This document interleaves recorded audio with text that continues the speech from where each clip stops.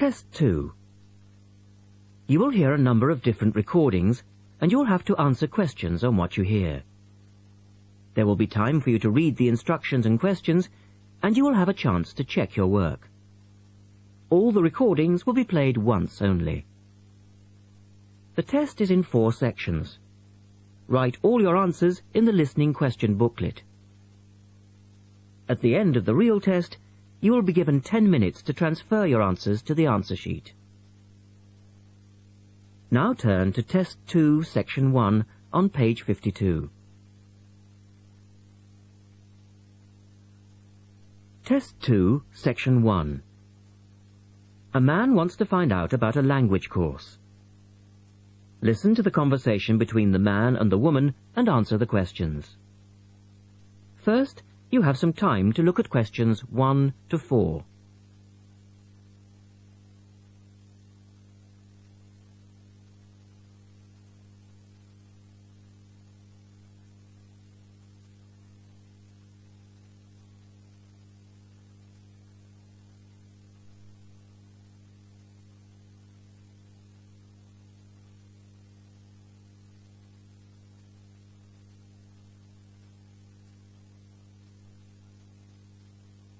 You will see that there is an example which has been done for you. On this occasion only, the conversation relating to this will be played twice.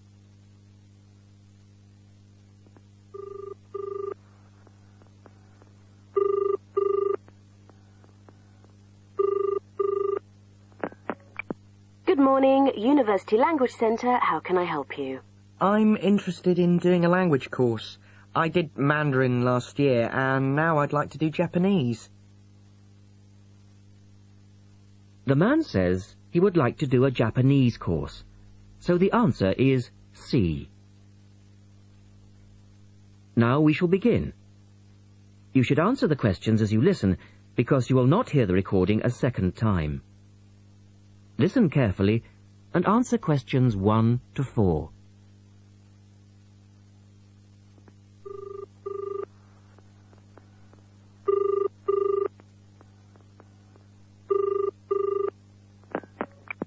Good morning, University Language Centre. How can I help you? I'm interested in doing a language course. I did Mandarin last year, and now I'd like to do Japanese. Can you give me some information about what courses are available at your centre, and when they start, that sort of thing? Yes, certainly. Well, we actually offer a number of courses in Japanese at different levels. Are you looking for full-time or part-time? Oh, I couldn't manage full-time as I work every day. But evenings would be fine, and certainly preferable to weekends. Well, we don't offer courses at the weekend anyway, but let me run through your options. We have a 12-week intensive course, 3 hours, 3 nights a week. That's our crash course. Or an 8-month course, 2 nights a week. I think the crash course would suit me best, as I'll be leaving for Japan in 6 months' time.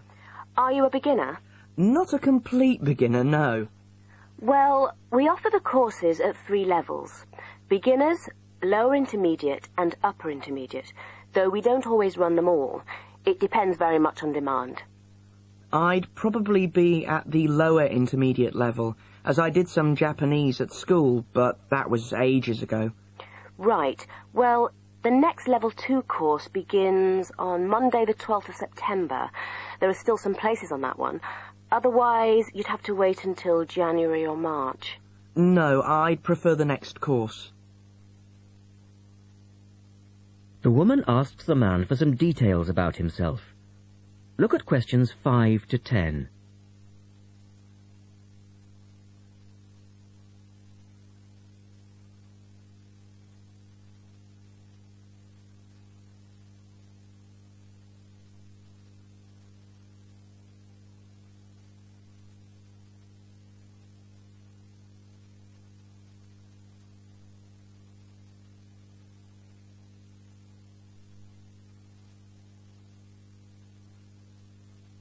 Now listen to their conversation and complete the form. Right. Can I get some details from you then, so I can send you some information? Sure. What's your name? A family name first. Haggerty. Richard. Hagarty? No, Hagerty. Oh, okay. And your address, Richard? Well, perhaps you could email it to me. Right. What's your email address? It's Ricky45, that's one word, RICKY45, @hotmail.com. And I just need some other information for our statistics. This helps us offer the best possible courses and draw up a profile of our students. Fine. What's your date of birth? I was born on the 29th of February, 1980. 1980? So you're a leap year baby. That's unusual. Yes, it is. And just one or two other questions for our market research, if you don't mind. No, that's fine. What are your main reasons for studying Japanese? Business, travel, or general interest? My company's sending me to Japan for 2 years. All right, I'll put down business. And do you have any specific needs?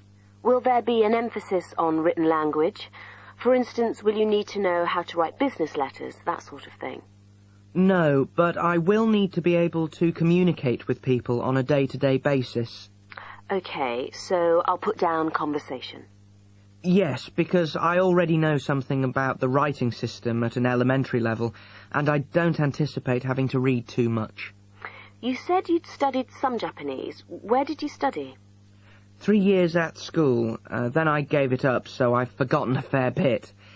You know how it is with languages if you don't have the chance to use them. Yes, but I'm sure it will all come back to you once you get going again.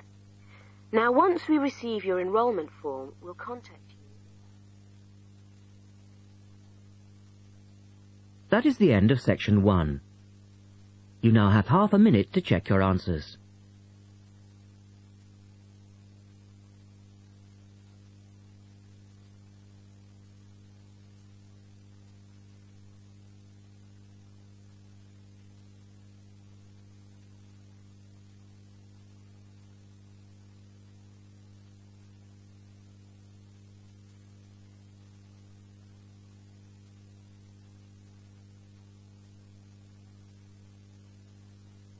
Now turn to section 2 on page 54.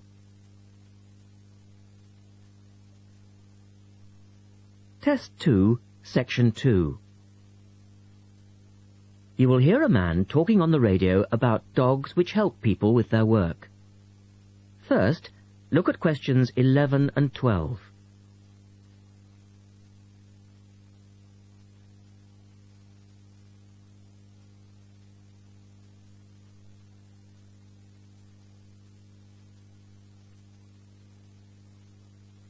As you listen to the first part of the talk, answer questions 11 and 12.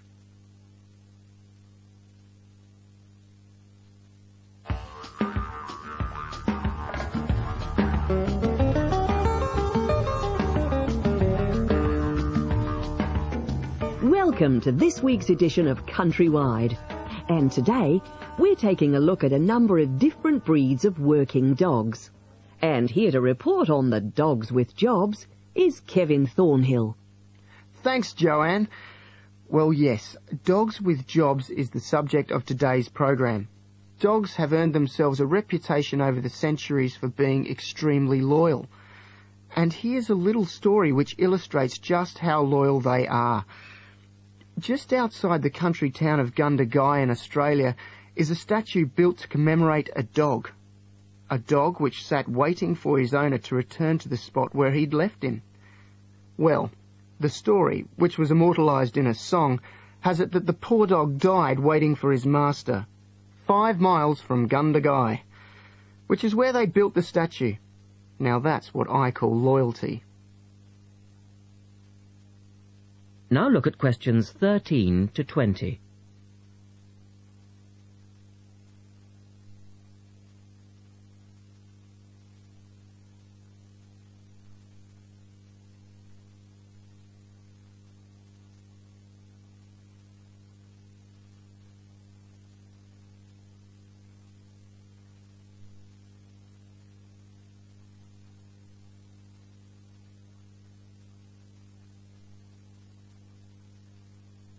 As the talk continues, complete the table for questions 13 to 20. Well, because of their loyalty and also their ability to learn practical skills, dogs can be trained to do a number of very valuable jobs. Perhaps the most well-known of working dogs is the Border Collie sheepdog. Sheepdogs which work in unison with their masters need to be smart and obedient, with a natural ability to herd sheep. Some farmers say that their dogs are so smart that they not only herd sheep, they can count them too. Another much-loved working dog is the guide dog, trained to work with the blind. Guide dogs, usually Labradors, need to be confident enough to lead their owner through traffic and crowds, but they must also be of a gentle nature. It costs a great deal of money to train a dog for this very valuable work, but the guide dog associations in the UK, America and Australia receive no government assistance, so all the money comes from donations. Another common breed of work dog is the German Shepherd.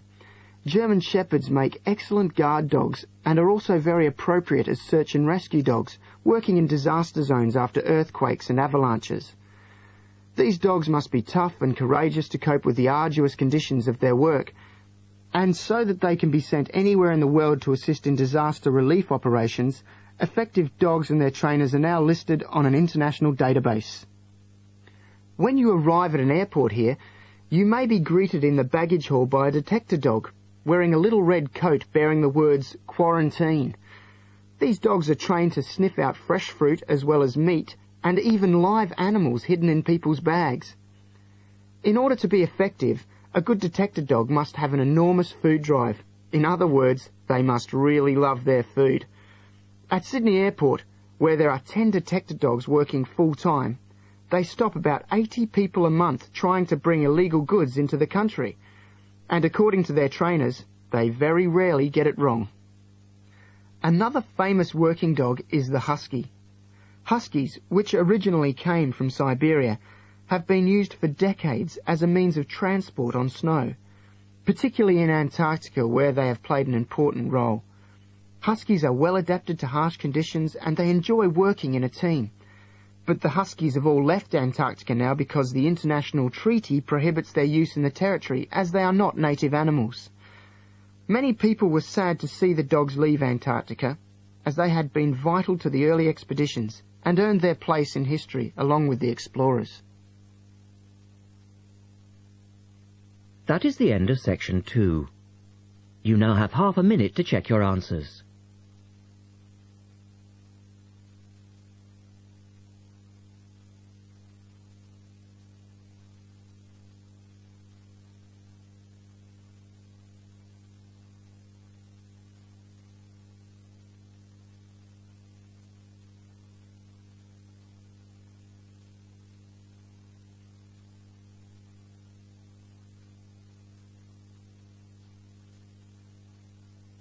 Now turn to section 3 on page 55.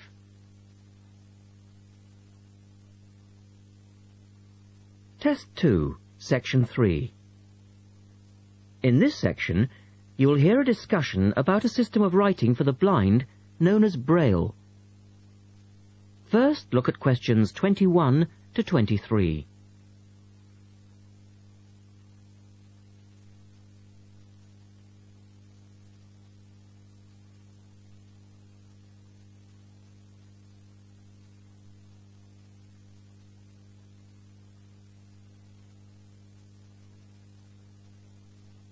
Now listen to the first part of the discussion and complete the notes for questions 21 to 23.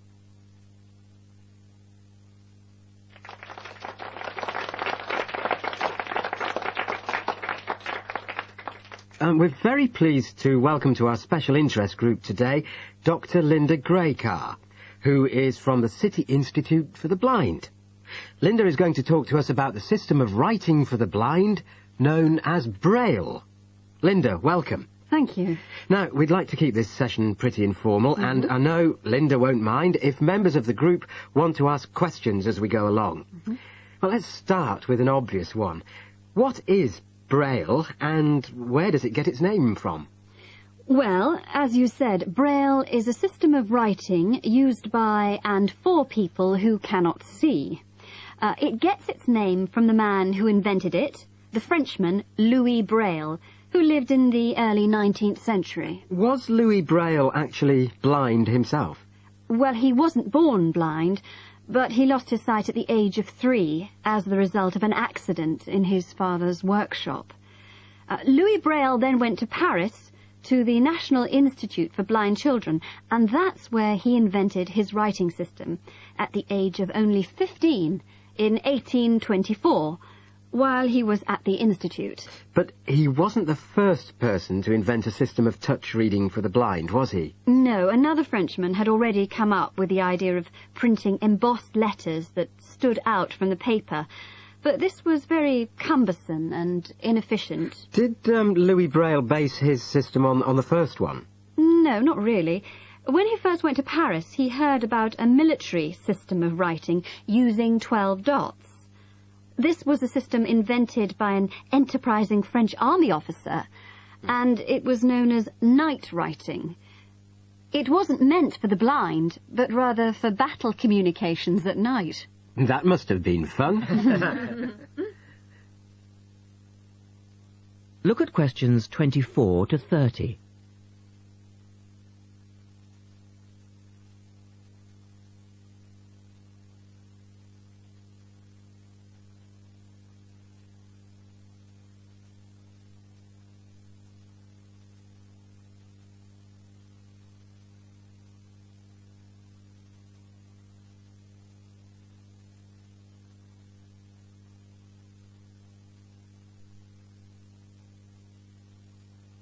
Listen carefully and answer questions 24 to 30. Anyway, Braille took this system as a starting point, but instead of using the 12 dots, which night writing used, he cut the number of dots in half and developed a 6-dot system. Can you give us a little more information about how it works? Well, it's a system of touch reading, which uses an arrangement of raised dots called a cell. Braille numbered the dot positions 1, 2, 3 downward on the left and 4, 5, 6 downward on the right. The letters of the alphabet are then formed by using different combinations of these dots. Yes? So, is the writing system based on the alphabet, with each word being individually spelt out? Well, it's not quite that simple, I'm afraid. For instance, the first 10 letters of the alphabet are formed using dots 1, 2, 4 and 5. But Braille also has its own short forms for common words. For example, B for the word but and H for have. There are many other contractions like this. So you spell out most words letter by letter, but you use short forms for common words? Yes. Though I think that makes it sound a little easier than it actually is. And was it immediately accepted? I mean, did it catch on straight away? Well, yes and no. It was immediately accepted and used by Braille's fellow students at the school, but the system was not officially adopted until 1854, 2 years after Braille's death. So official acceptance was slow in coming. I suppose it works for all languages which use the Roman alphabet. Yes, it does, with adaptations, of course. Can it be written by hand, or do you need a machine to produce Braille? Well, you can write it by hand onto paper with a device called a slate and stylus. But the trick is that you have to write backwards, from right to left, so that when you turn your sheet over, the dots face upwards and can be read like English from left to right. Oh, I see. But these days, you'd probably use a Braille writing machine, which is a lot easier. And tell us, Linda, is Braille used in other ways, other than for reading text? Yes, indeed. In addition to the literary Braille code, as it's known, which, of course, includes English and French, there are other codes. For instance, in 1965, they created a form of Braille for mathematics. I can't imagine trying to do maths in Braille. Yes, that does sound difficult, I agree. And there's also a version for scientific notation. Oh, and yes, I almost forgot. There is now a version for music notation as well. Well, thanks, Linda. That was most interesting. Now, does anyone have any last questions? Yes. Roughly how long does it take to learn to read Braille? Listen carefully and answer questions 24 to 30.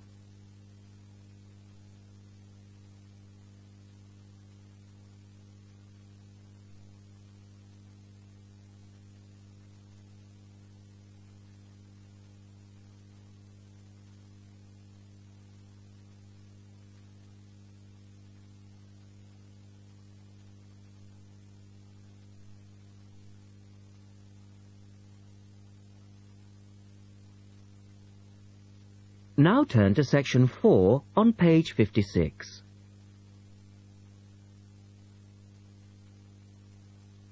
Test 2, section 4. You will hear a talk about memory in babies and young children. First, you have some time to look at questions 31 to 35.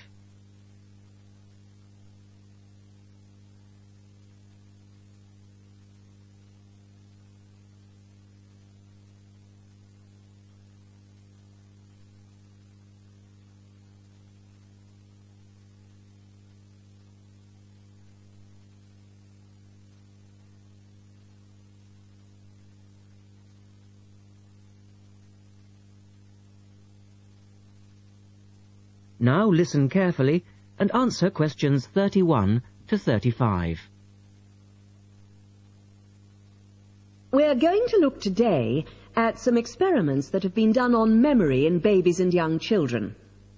Our memories, it's true to say, work very differently, depending upon whether we are very old, very young, or somewhere in the middle. But when exactly do we start to remember things? And how much can we recall? One of the first questions that we might ask is, do babies have any kind of episodic memory? Can they remember particular events? Obviously, we can't ask them, so how do we find out? Well, one experiment that's been used has produced some interesting results. It's quite simple and involves a baby in its cot, a colourful mobile, and a piece of string. It works like this. If you suspend the mobile above the cot and connect the baby's foot to it with the string, the mobile will move every time the baby kicks. Now you can allow time for the baby to learn what happens and enjoy the activity. Then you remove the mobile for a time and reintroduce it sometime from 1 to 14 days later. If you look at this table of results, at the top 2 rows, you can see that what is observed shows that 2-month-old babies can remember the trick for up to 2 days, and 3-month-old babies for up to a fortnight. And although babies trained on one mobile will respond only if you use the familiar mobile, if you train them on a variety of colours and designs, they will happily respond to each one in turn. Now, looking at the 3rd row on the table, you will see that when they learn to speak, babies as young as 21 months demonstrate an ability to remember events which happened several weeks earlier. And by the time they are 2, some children's memories will stretch back over 6 months, though their recall will be random, with little distinction between key events and trivial ones. And very few of these memories, if any, will survive into later life.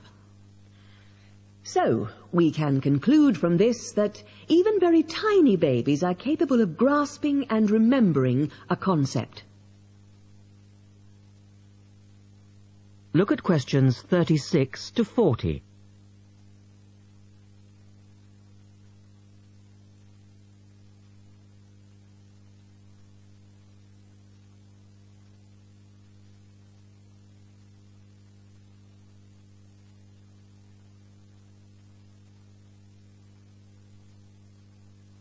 Now answer questions 36 to 40. So, how is it that young infants can suddenly remember for a considerably longer period of time? Well, one theory accounting for all of this, and this relates to the next question we might ask, is that memory develops with language. Very young children with limited vocabularies are not good at organizing their thoughts. Though they may be capable of storing memories, do they have the ability to retrieve them? One expert has suggested an analogy with books on a library shelf. With infants, he says, it's as if early books are hard to find because they were acquired before the cataloguing system was developed. But even older children forget far more quickly than adults do. In another experiment, several 6-year-olds, 9-year-olds and adults were shown a staged incident. In other words, they all watched what they thought was a natural sequence of events. The incident went like this. A lecture, which they were listening to, was suddenly interrupted by something accidentally overturning. In this case, it was a slide projector. To add a third stage, and make the recall more demanding, this accident was then followed by an argument. In a memory test the following day, the adults and the 9-year-olds scored an average 70%, and the 6-year-olds did only slightly worse. In a retest 5 months later, the pattern was very different. The adults' memory recall hadn't changed, but the 9-year-olds had slipped to less than 60%, and the 6-year-olds could manage little better than 40% recall. In similar experiments with numbers, digit span is shown to vary. That is the end of section 4. You now have half a minute to check your answers.